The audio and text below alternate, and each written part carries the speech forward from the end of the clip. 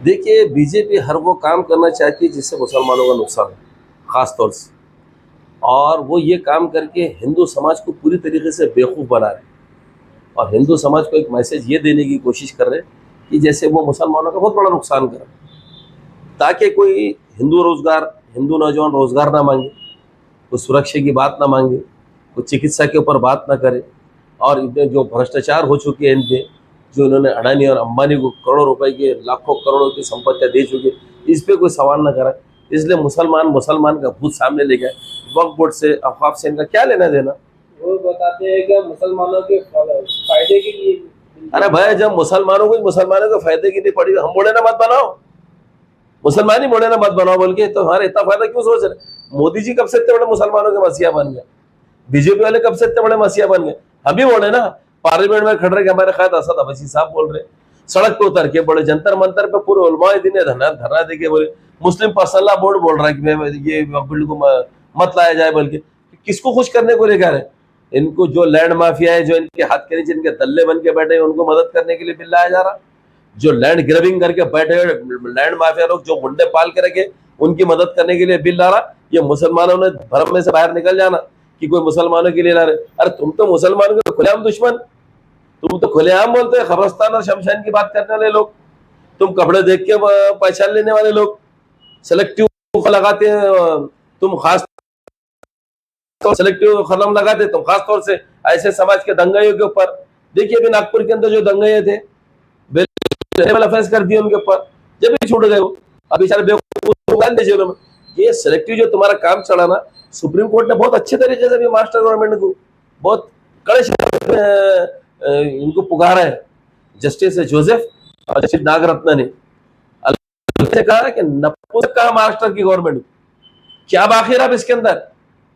हिंदू आक्रोश संकलन जो जो पूरे महाराष्ट्र के अंदर हिंदू जन जागरण समिति के नाम के ऊपर जो जन आक्रोश उन्होंने मोर्चा निकाला था, सिर्फ एक मुस्लिम समाज को, इस्लाम समाज को गाली देने का धंधा खोल के रखे।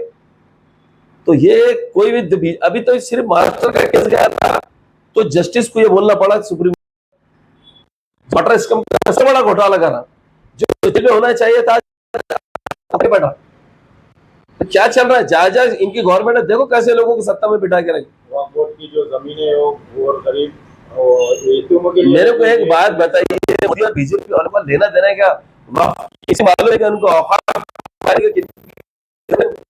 अरे इनको सिर्फ नहीं, इनको जो ना लैंड माफिया को करके बैठे, सिर्फ मदद करने के मकसद से काम किया जा रहा है।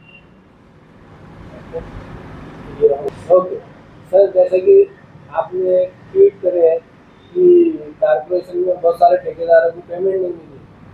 नहीं, देखिए दरअसल बात कैसी है कि कारपोरेशन के अंदर जितने गरीब गुरबा हमारे कॉन्ट्रैक्टर हैं, जितने मेहनत जफाकश कॉन्ट्रैक्टर काम करते हैं, और जैसे दिवाली का टाइम आता, दशहरे का टाइम आता, 14 अप्रैल का टाइम आता, ईद का टाइम आता, तो ठीक है, काम करा के लेने के बाद में कारपोरेशन महीने, 2 महीने, 3 महीने के अंदर बिल देना चाहिए, लेकिन पेमेंट नहीं होने की वजह से कॉरपोरेशन नहीं दे रही।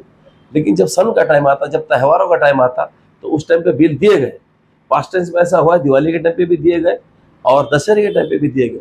लेकिन इस टाइम ईद के वक्त, खास तौर से मैं कहूँगा विशेष करके ईद के टाइम, जब पेमेंट देने का टाइम आया कॉन्ट्रैक्टर को, तो वित्त मंत्रालय से जिनको 2 साल का प्रशासन संभालने के लिए अकाउंट का दिया गया था, जनाब वाहुड़े साहब, तो जनाब वाहुड़े साहब 2 या 3 दिन पहले ईद से छुट्टी डाल के चले। इसका मतलब क्या है। और उसके बाद में जब वो इतने बेजार है अकाउंट से, जब उनको छुट्टी डालना पड़ रहा, वो पेमेंट का अरेंजमेंट नहीं कर सक रहे, वो कॉन्ट्रैक्टर को पेमेंट नहीं दे सक रहे, तो भाई साहब मेरी बड़ी हाथ जोड़ के विनंती है आपसे कि फिर आप उसी पदभार को संभालने का 2-2 साल का एक्सटेंशन क्यों लेके आ रहे महाराष्ट्र शासन से। किस काम के लिए लेके आ रहे। अगर काम आपका अच्छा रहेगा तो लोग सड़कों पे निकल के आवाज़ निकालेंगे, वाड़ू सबसे अच्छा कोई नहीं है, इनको लाइए, इनको यहीं रहने दीजिए, इनको जाने मत दीजिए। जैसे हमारे जी श्रीकांत साहब बेहतरीन वर्ड शहर का डेवलपमेंट किया है, उन्होंने सारे समाजों को इंसाफ दिया है और सभी राजनीतिक पार्टियों को सब बराबर लेके चला है। तो अगर इनके ताल्लुक से कोई बात हो तो बराबर सड़क पर निकल के लोग कहेंगे। हम उनका अभिनंदन भी करते हैं, उनका थैंक भी करते हैं, उनका शुक्रिया भी अदा करते हैं वो सारे काम के। तो जी श्रीकांत साहब इंसाफ पसंद ऑफिसर है, हमारी उनसे विनंती है कि आप खासतौर से वाहुड़े साहब के कार्यकाल पर नजर डालिए कि इससे 2-3 दिन पहले छुट्टी डाल के क्यों चले गए। और जो काम आपको वित्त का दिया हुआ है, आपको जो अकाउंट का काम दिया है, वो छोड़ के आप सिंघम बने हुए हैं। आप शहर के अंदर हथकड़े वालों के पीछे और गरीब ठेकेदारों के पीछे, गरीब ठेले वालों के पीछे लगे हुए हैं। तो देखिए, प्रशासन ने जल्दी से जल्दी हमारे अतिक्रमण विभाग को इनका जो काम है इनके पीछे वही लगाना चाहिए। और मेरी विनती खास तौर से जी श्रीकांत साहब से है कि एक्सटेंशन का लेटर इनका जो लेके आए, मेरे को नहीं मालूम कौन से पॉलिटिकल लोग इनके पीछे और कौन से पॉलिटिकल लोगों का इनको समर्थन है, जो गलत तरीके से गलत आदमी को सपोर्ट किया जा रहा है। देखिए, आपने सन के टाइम पे, ईद के टाइम पे कॉन्ट्रैक्टर को पेमेंट नहीं दिया और आपके पास में अकाउंट के अंदर पूरा गरम भरम मामला चल रहा, आपके पास में आरटीआई आके पड़े हुए हैं। मेरे को एक बात बताइए, कितने लोगों का पेमेंट देना और कितनों की लिस्ट है, आप क्यों नहीं एक नोटिस बोर्ड पे लगा रहे? आप तो करें ना, सीनियरिटी के हिसाब से लगाएंगे, सीनियरिटी के हिसाब से बिल देंगे। आप लगाइए लिस्ट कि कौन कौन से कितनी कितनी सीनियरिटी की लिस्ट लगी हुई है वहां पर, हमको पता चले, लोगों को मालूम पड़े। और जितनों के आरटीजीएस है उनकी लिस्ट लगाइए, जेब से तो दे ही नहीं रहे। सारे काम के अंदर ट्रांसपेरेंसी होनी चाहिए। तो ऐसी मजलिस इत्तेहादुल मुस्लिमीन की मांगनी है कि जितने लोगों के तुम देयक बाकी है, जितने लोगों को आपको अभी पेमेंट देना बाकी है, उनकी कितनी सीनियरिटी है उनकी लिस्ट लगाइए। और उसी के साथ साथ आपने कितनों के आरटीजीएस किए, जब से वावड़े साहब ने पदभार संभाला, ये लिस्ट लगा दीजिए। दूध का दूध पानी का पानी हो जाएगा। आपको समझ में आ जाएगा कि किन के इशारों पे बैठ के काम किया जा रहा है अकाउंट के अंदर। जानबूझ के ठहराविक लोगों के, विशेष लोगों के काम किए जा रहे हैं। और जो हकदार लोग हैं, बेचारे जो मेहनत कश लोग हैं, जिन्होंने आपके काम किए, जिन्होंने लोगों को मूलभूत सुविधा पहुंचाई, उनको पेमेंट देने का कौन सी नजर से देख रहे हो? क्या उन्होंने पैसे नहीं लगाए क्या? और आपने हर काम की चेकिंग करे हुए, आपने कॉन्ट्रैक्टर की हर गुणवत्ता की चेकिंग करे हुए, आपने कॉन्ट्रैक्टर की हर चीज को ए से जेड तक चौकसी करके रख लिए हुए। लेकिन बड़े अफसोस के साथ कहना पड़ रहा है कि मुस्लिम समाज की जो इतना बड़ा त्यौहार पवित्र रमजान का, ईद का टाइम आया, और जब उनको पेमेंट देने का टाइम आया तो वाहुड़े सब छुट्टी डाल के घर को चले जाते। और दिवाली और दशहरे के टाइम पे और 14 अप्रैल में 15 दिन पहले से लिस्ट बनाना चालू कर देते। तो ये आपका भेदभाव क्यों है, इसके ऊपर उनका खुलासा भी होना बहुत जरूरी है। किस नजर से आप मुस्लिम समाज के ठेकेदारों को देखते, आप मुस्लिम के सन को देखते, और आप तो बैठे हुए संवैधानिक पद के ऊपर, और आपका रवैया तो खुला दिख रहा है। तो देखिए, मैं फिर जी श्रीकांत साहब से, हमारे कलेक्टर साहब से, डिविजनल कलेक्टर अफसर खास तौर से कहूंगा मैं कि अर्बन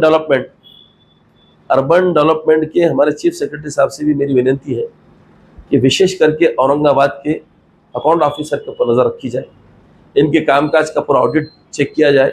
और जिस तरीके से पेमेंटों का इन्होंने, जब से इन्होंने पदभार संभाला आज तक, इसकी पूरी चौकसी होना बहुत जरूरी है। क्यों तो ऐसा लग रहा है कि ठहराविक लोगों को ये न्याय कर रहे हैं, और उसके पीछे बहुत सारी वजह। मैं आगे इसकी पूरी डिटेल निकाल रहा हूँ। मैं भी बताऊंगा कौन से ठेकेदारों को अगर आरटीजीएस किया गया तो किस वजह से किया गया, इनकी क्या अड़चन थी, इनकी क्या मजबूरी थी, या इनका क्या उसमें फायदा था। सारी चीजों का अध्ययन करना बहुत जरूरी है। ये सारी चीज आपकी पर्सनल मालूमात कोई नहीं मांग रहा, जो पब्लिक की मालूमात है आपको देना पड़ेगा, आप उसको रोक नहीं सकते। वावड़े साहब जो ये व्यवहार कर रहे हैं वन साइड, इसके पीछे क्या राजनीति लगती है, क्या लगता है? देखो, बगैर राजनेता की मदद के और बगैर राजनेता के सपोर्ट पे 10 रुपए का आरटीजीएस नहीं कर सकते, 10 रुपए का नहीं कर सकते। लेकिन आका का हाथ जब पीठ के पीछे होता है ना, तो सारे कानून कायदेबाजी हट जाते हैं और फिर ऐसे काम सामने आ जाते। पहले लिस्ट तो लगा दो, लिस्ट लगाए बाद आपको मेरे पास आने की जरूरत नहीं, पूरा शहर खुद उनकी केबिन में घुसेगा, खुद सवाल करेगा उनसे। आप बातें तो सत्ताधारी, आप तो सत्यवान दुबे जैसी बातें करते थे, काम कौन सा करके रखे? बातें हरिश्चंद्र की और काम कौन सा? तो सारी चीजें ट्रांसपेरेंसी, अगर इतने ईमानदार ऑफिसर है, फर्स्ट क्लास ऑफिसर है, तो ट्रांसपेरेंसी लगाइए। बड़े बड़े फलक के अंदर लगाते कि अगर लाश लुचपत खाते के बोर्डा लगे हुए, अगर किसी को गए तो तकरार यहाँ कीजिए, लगाइए। ट्रांसपेरेंसी के अंदर लिस्ट लगाइए, सीनियरिटी की लिस्ट अलग से लगाइए, आरटीजीएस आपने कितनों गए उनकी लिस्ट लगाइए। दूध का दूध पानी का पानी हो जाएगा। और बहुत जल्दी फिर वो लोगों के नाम सामने आ जाएंगे जिनकी थाप के ऊपर ये तातैया कर रहे हैं।